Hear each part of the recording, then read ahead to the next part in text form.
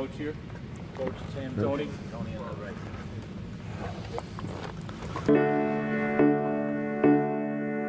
When I think about these guys and the teams that we've had, as soon as we drafted Timmy, that's where it started. The San Antonio Spurs win their first ever NBA championship. Remember the Alamo, and remember this moment. He walks up to me like, hey, Manu Ginobili, with the Spurs. Their third NBA World Championship. That's 3 days. That's 3. Woo! When you put it in perspective, you're like, man, life is good. The Spurs perhaps the new dynasty in sports.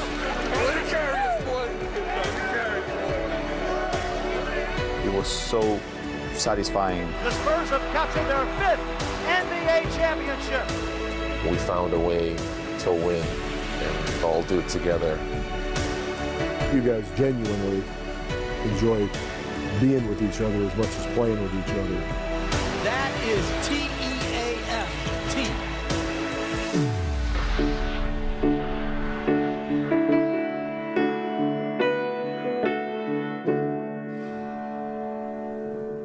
Keep pounding on that rock. Just pound it. It's supposed to be hard. It's the final. All right? Give them some adversity. Knock the stuffing out of them. Keep playing.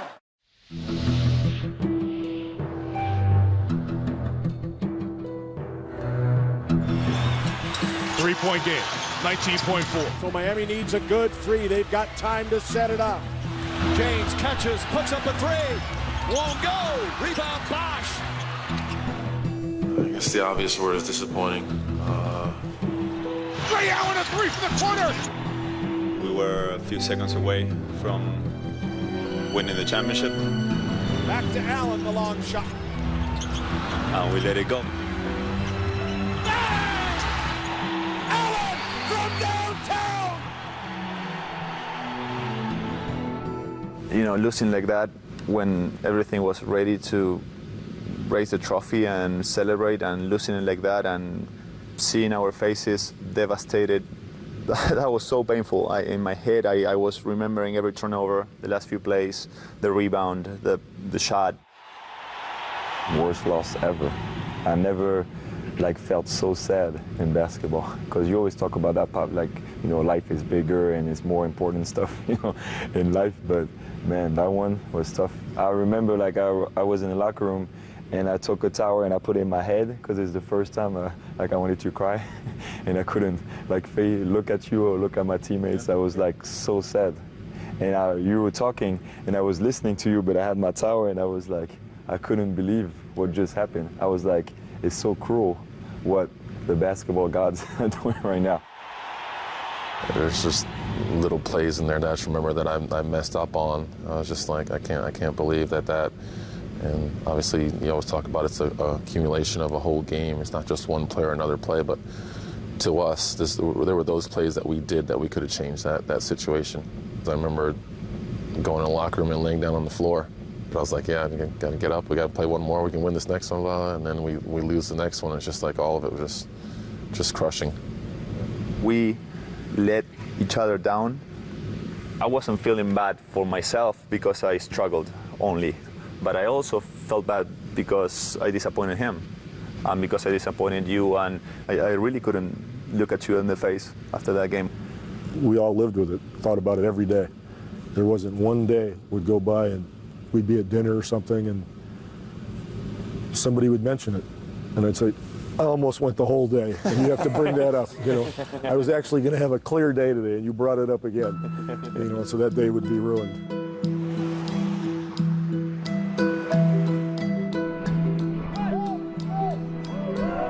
The season's starting now. You can't erase last year and what happened or the thoughts of what happened last year, but to be back on the court with these guys and to see us starting another journey is great for us. It was tough. I remember training camp first day when you I didn't put the want to tape. See that. It was hard to watch. I almost wanted to go like this. I'm like, why, Pop, are you doing this? Yeah, that was the first day. Game 6 all over again. That was the big push at training camp. No, it's not the basketball gods. It was in our control, and we didn't get it done.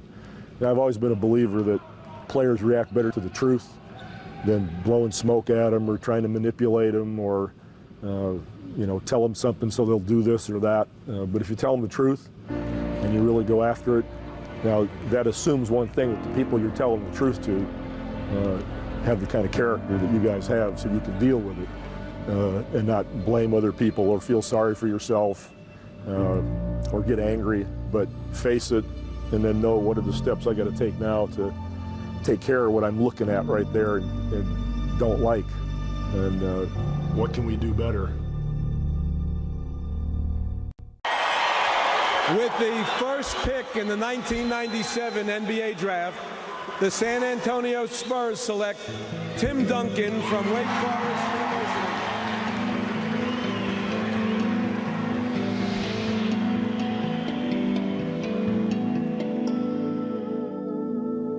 As soon as we drafted him, as if it was a tough choice, we took a lot of phone calls.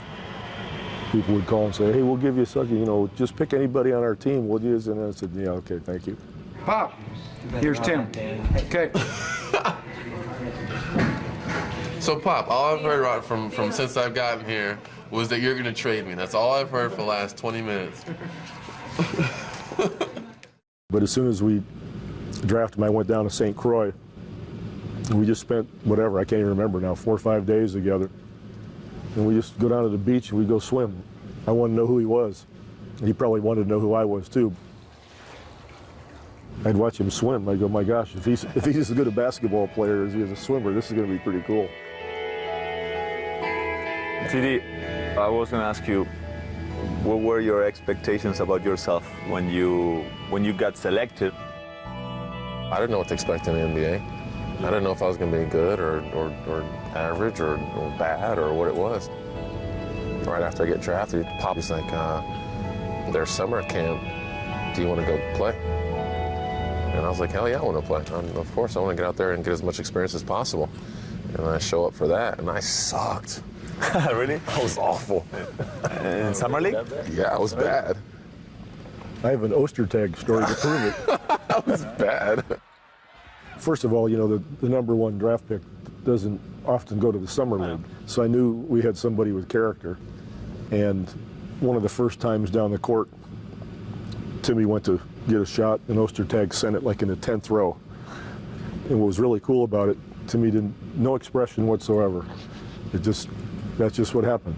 He went down to the other end, and Ostertag comes across and he sends his up into like the 10th row. And didn't change his expression at all. You guys know how I love that. Yeah. So I knew that we had somebody that was a hell of an athlete, that had character, that wasn't going to be beating his chest and doing all that silly stuff. Now he came to training camp, and David Robinson watched him play. And about the second practice, the whole offense changed. David was now in the dunker spot, and Timmy was on the block catching the ball, and David never even said a word. It could be, his team now, and it's a great chance for him to do it. It's, training camp, it's time to come in here and really establish yourself. And everybody would always ask him, what did you do to David? What did you say to David to buy this? This new kid comes in, and all of a sudden David's not getting all his touches. And I just told the truth. Nothing. Never said a word to David. And Timmy just grew and grew from there. The San Antonio Spurs win their first ever NBA championship. Tony, when you got here, did you know right away that you could win?